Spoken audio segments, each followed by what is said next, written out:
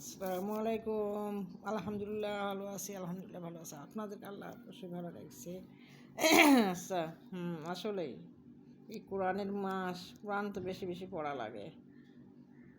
কোরআন বেশি বেশি পড়েন, যে কত যত পড়তে পারেন এই কোরআনই হলো আমাদের সম্পদ।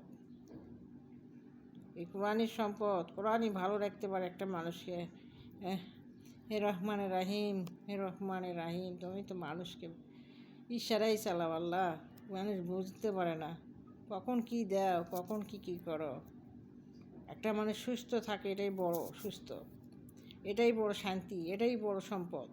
আসলে মানুষের জীবনে হলো সম্পদ হলো এটাই, ভালো থাকাটাই সম্পদ। আপনার অনেক কিছু আছে, হয়তো শরীর ভালো নাই, তো সেটা কোনো কাজে আসবে না।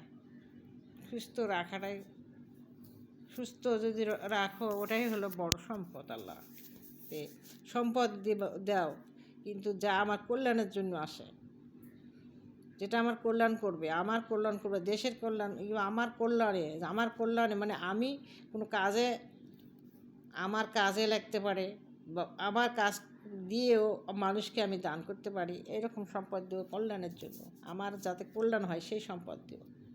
তোমার ইশারে আল্লাহ, তুমি সব কিছু তোমার ইশারায় সব কিছু হয় আল্লাহ,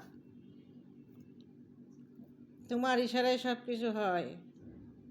তো এমন সম্পদ দিও যা আমার কল্যাণ হয়, বা আমার নিজের কাজে আসে কল্যাণের জন্য, আর আমি অন্যকেও দিতে পারি, সেই সম্পদ দিও। হে রহমানে রাহিম, বিশ্ব জগতের মালিক। আর বড় সম্পদ হলো আমাদের কোরআন। এই কোরআন মাস, রোজার মাস, কোরআন নাজিলের মাস, এটা আমাদের বেশি বেশি পড়তে হবে আর কি। এটা আমাদেরকে বেশি বেশি পড়া লাগবে। এই সম্পদ বড় সম্পদ। হে রহমান রাহিম, তোমার ইশারায় সব কিছু চলে, তোমার ইশারায় সব কিছু চলে। আমরা একটু হুশ করলে বুঝতে পারি আল্লাহর হুকুম ছাড়া কিছুই হয় না। আসসালামু আলাইকুম। রোজা বেশ ভালোই যাচ্ছে, আল্লাহ সুস্থ রাখছে, ভালো আছি।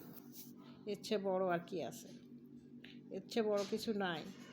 আর যেটা আমার জন্য কল্যাণ সেটা দিও, যেন আমার কাজে লাগতে পারে, বা আমার কাজে লাগে, বা অন্যকে আমি দিতে পারি, আমার কাজ করে আমি অন্যকেও দিতে পারি, সেই রকম সম্পদ আমাকে দিও। কেন আমার নিজের কাজ করেও মানুষকে দিতে পারি, সেই সম্পদ দিও আমার কল্যাণের জন্য, যে সম্পদ দিলে আমার কল্যাণ হবে। কিন্তু দয়ার সাগর, সারা বিশ্বের মালিক, দয়ার মালিক, তোমার মতো দয়া তো আর কার হতে পারে না।